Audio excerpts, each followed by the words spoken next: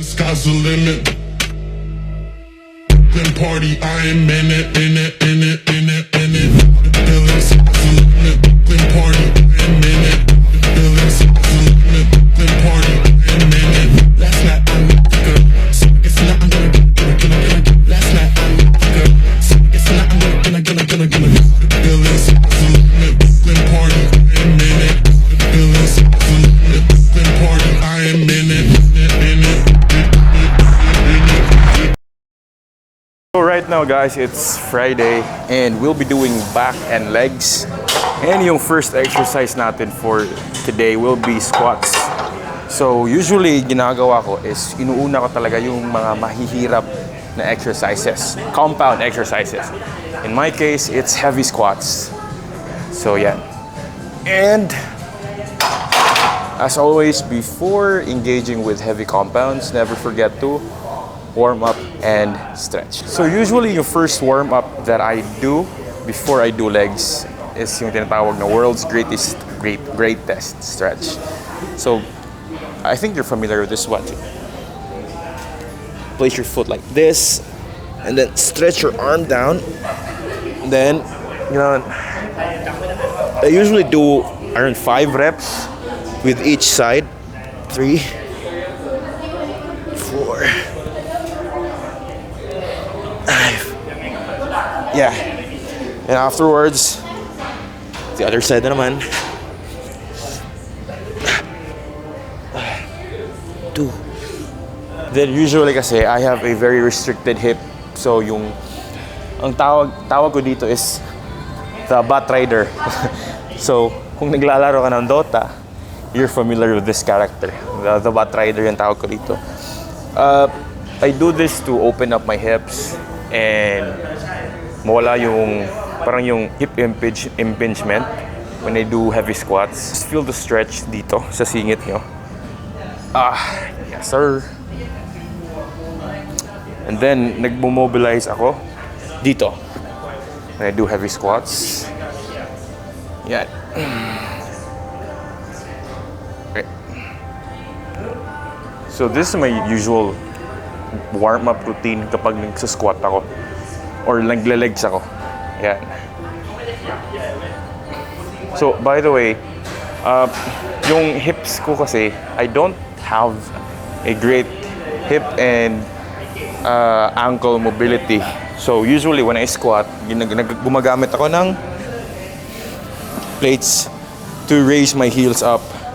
So, whenever I squat, yan, kasi sobrang tamad ko na mag ankle and mag hip mobility exercises. So I just do this one and I usually do around mga 3 sets nito. So first set is no weight muna. Then yan. 5 reps.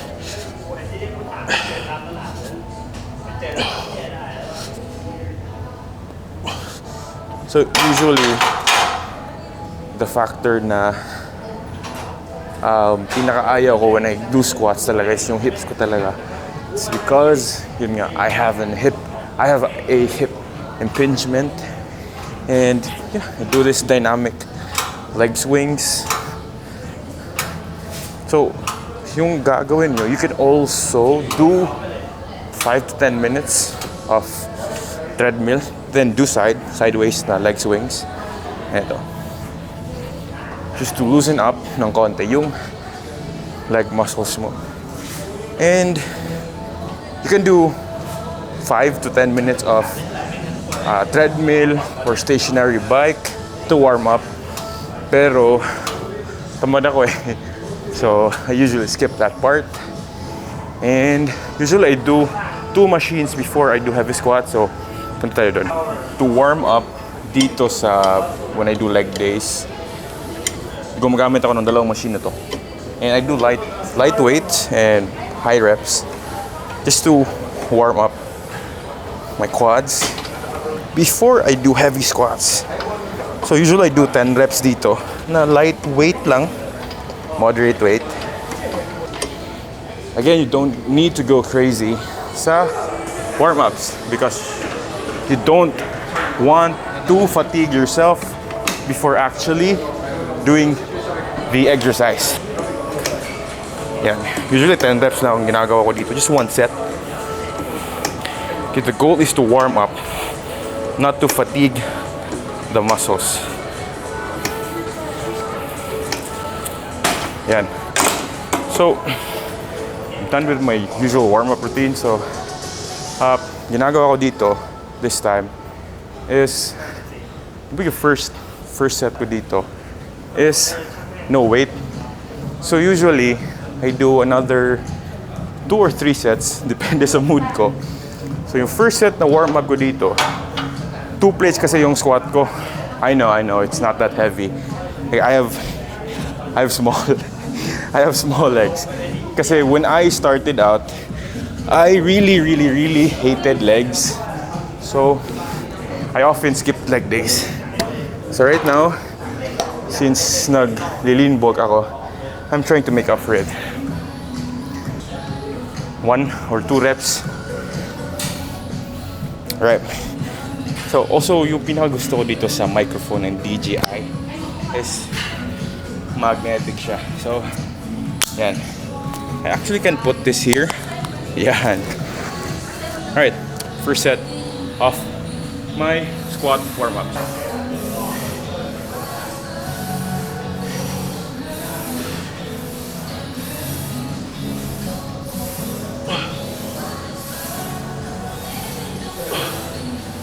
Just only do 2 sets lang ganun.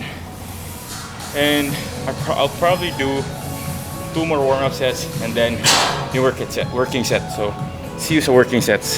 So we'll be doing our first sets of barbell squats and I'll be doing 4 sets dito, aiming of 8 to 10 reps. Pero yung kaya ko last time I did squats were only 6 reps. So let's try to hit 7 to 8 reps this time. And yeah, medyo masakit yung chan ko ngayon. I don't know if it's the fruits I ate earlier. But again, just like what they say, it's either PR or ER. Alright. So PR meaning if you're new here, if you're new to fitness, PR means personal record or personal best heaviest mo. ER means emergency rope. So hindi ko to maangat, I will be going to the ER. So first set.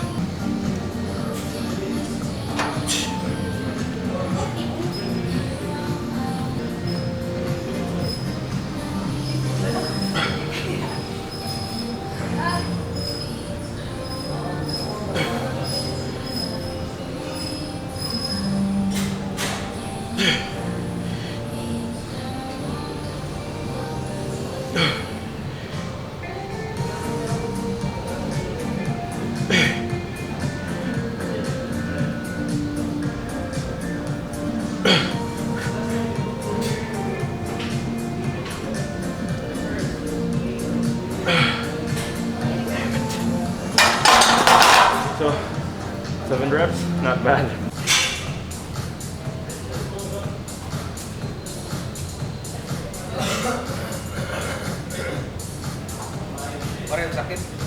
Yeah, 2 sets and a half. 2 sets and 2 reps lang yung nagawa ko for barbell squats kasi on my second rep parang may sumakit dito banda. And if I continued doing my set, baka ma-injured ako. So if I get injured, I won't be able to do legs for quite a long time. And malit na nga legs ko, liliit pa siya kasi hindi ako makaleg. So yun, whenever you're working out guys, it's important naman na mag-grind ka to really push yourself, but also listen to your body.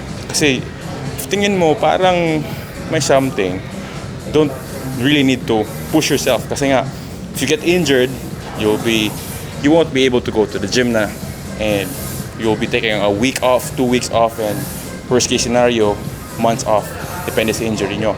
So always listen to your body and do your proper warm-ups. Don't be like me. So for our second exercise, leg extension tayo. And actually yung machine dito sa gym namin is na max out Sorry. Na-max out ko na yung weight dito. Come. Tingnan nyo. Yan.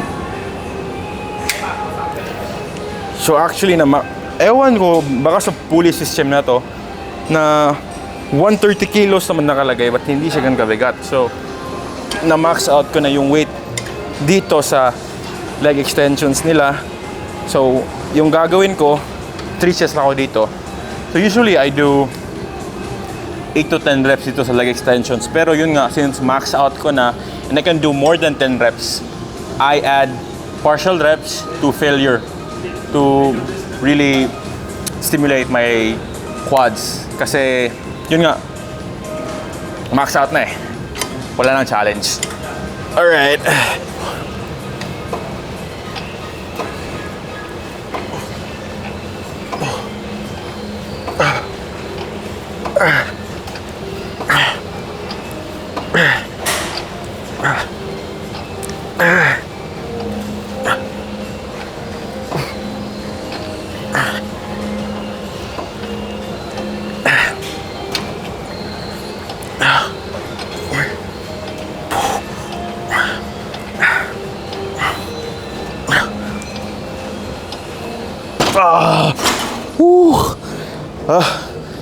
Yeah. So, ang masasabi ko lang talaga, to all those people who enjoy, who love doing legs, you all are psychopaths. Yan ang talaga masasabi ko sa inyo. So, we'll be doing the last set sa leg extensions. Wish me luck.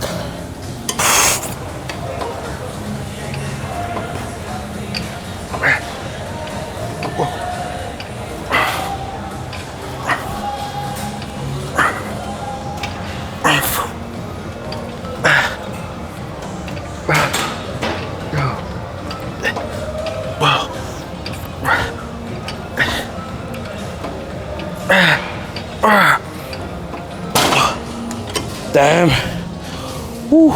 So I forgot, hindi pala tayo mag-leg curls. We'll be doing dumbbell Romanian deadlifts. So 3 sets for 8 to 10 reps dito.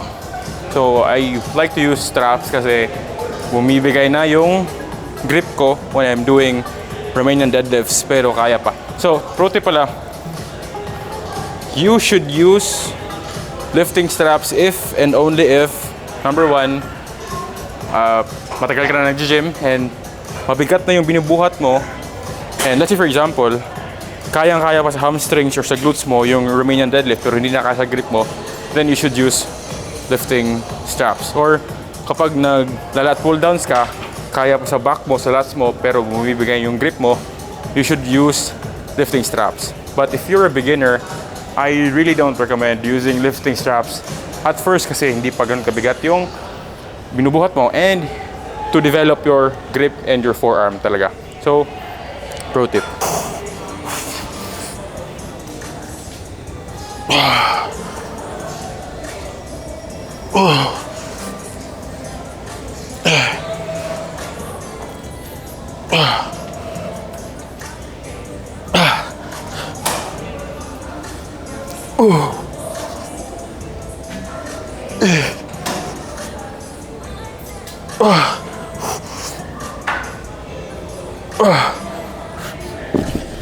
Last exercise for our legs today, and after this one we'll be doing back exercises.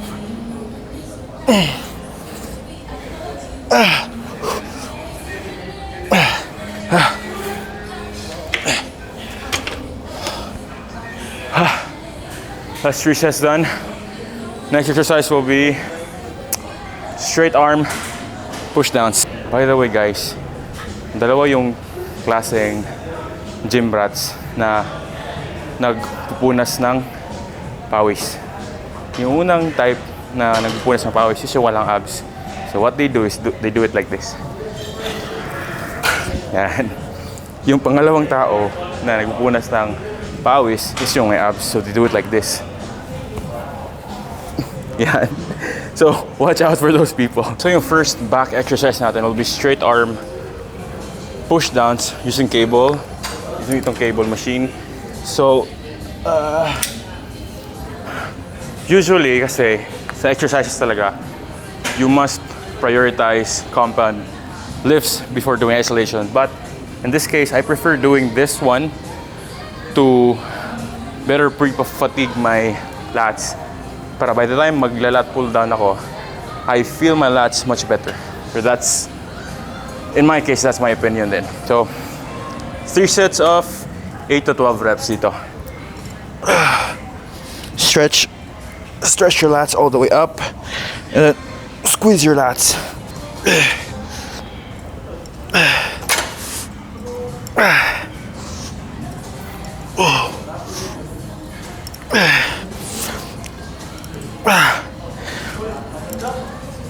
So,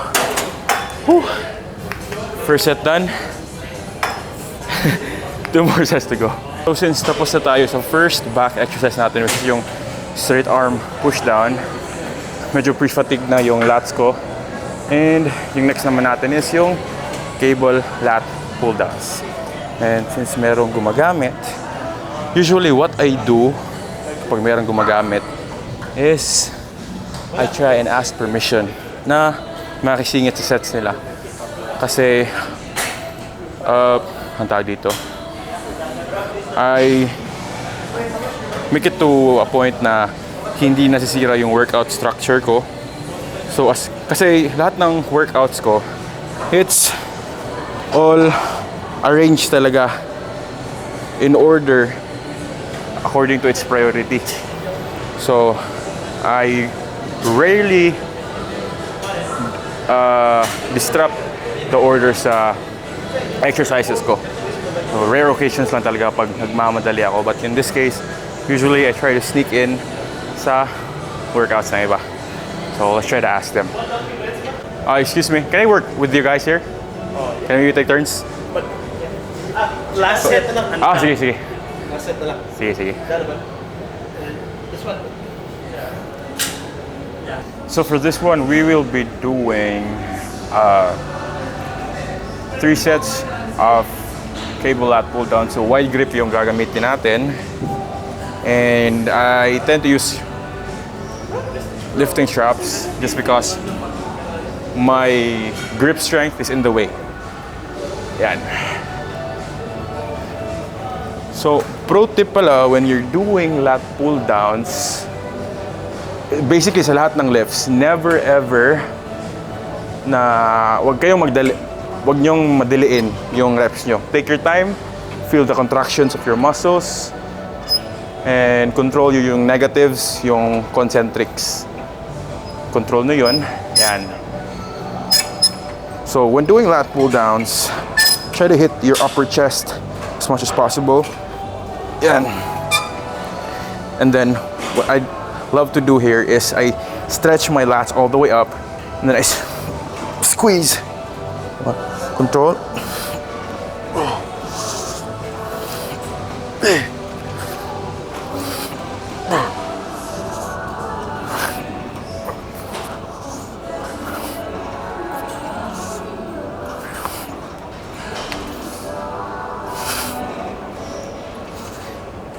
So 3 sets of 8 to 10 reps. Minimum of 3 minutes rest timer. First set, done. So yung next naman na workout natin sa back will be rows. So yung gagawin natin dito is machine rows. ISO machine rows. So sa machine na to, depende sa angle ng seat mo, you will be doing a lat bias, nakafocus na dito, or a upper back bias, depende sa seat angle.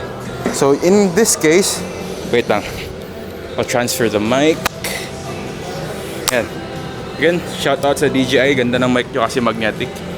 Lagay natin dito. Yan. So depende sa seat height.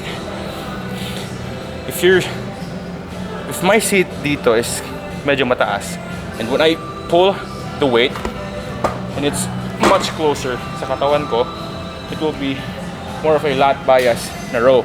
However, if I lower the seat konti, sorry, nakalimutan yung mic. Yan. Wait, medyo mabigat. Wait lang. I have a pro tip for you. So, when you're going to the gym, leave your ego at the door. Never, kasi yung iba, especially pag baguhan, super gigil sila na makabuhat ng super bigat. Especially, nandun yung gym crush nila to impress their gym crush or to impress their gym buddies. So, eto, it's kind of heavy for me. So, always remember, you must prioritize your form over the weights. Kasi, if you're lifting very heavy and nakakompromise na sasira yung form mo, magiging useless yung set mo, magiging useless yung exercise mo. So in my case, binabaan ko yung weight so I can execute my reps with clean form and feel my muscles more. First set, 8 to 10 reps. So stretch mo.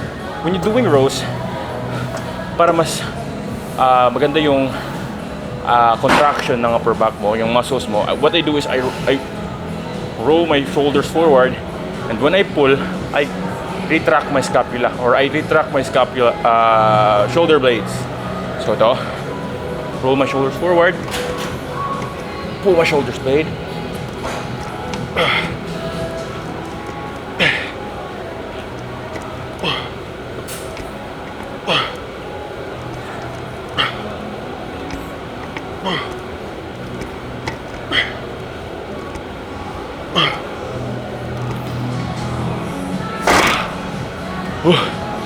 So that's 10 quality reps.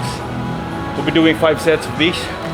First set done. So I will only be doing one bicep exercise. So contrary to popular belief, you don't need a lot of isolation exercises to build your arms. What you need to focus is compound movements and add on ka na lang sa accessory lifts. Depende sa goal mo. I do hammer curls kasi hammer curls builds your brachialis. Eto dito, yung muscle dito. Your brachialis, if you develop it correctly, will give a wider and fuller look sa arms mo. So, I do 3 sets of 8 to 12 reps dito sa hammer curls. 2.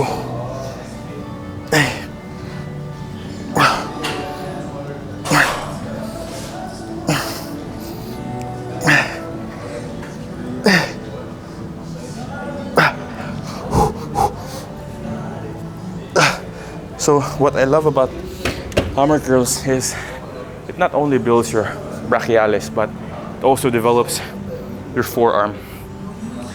So actually I don't train my forearm directly.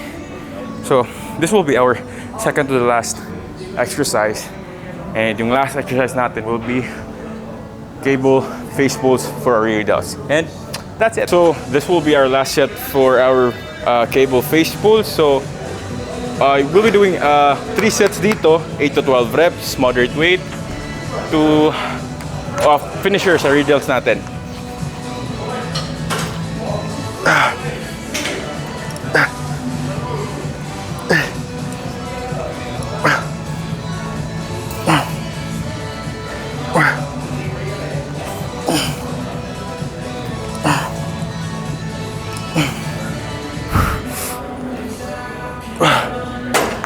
Thank you.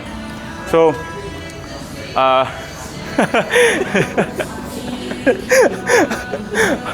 so yeah, last set na yun ng exercise. Last set na yun ng exercise natin, and last exercise na din. And that would be all for our back legs program. Friday, Saturday, Sunday will be rest day, and Monday na ulit. So abangan nyo yung vlog ko on Monday for our chest, shoulder, and ab workout. So again, this is Coach Enver. Don't just work hard, work smart.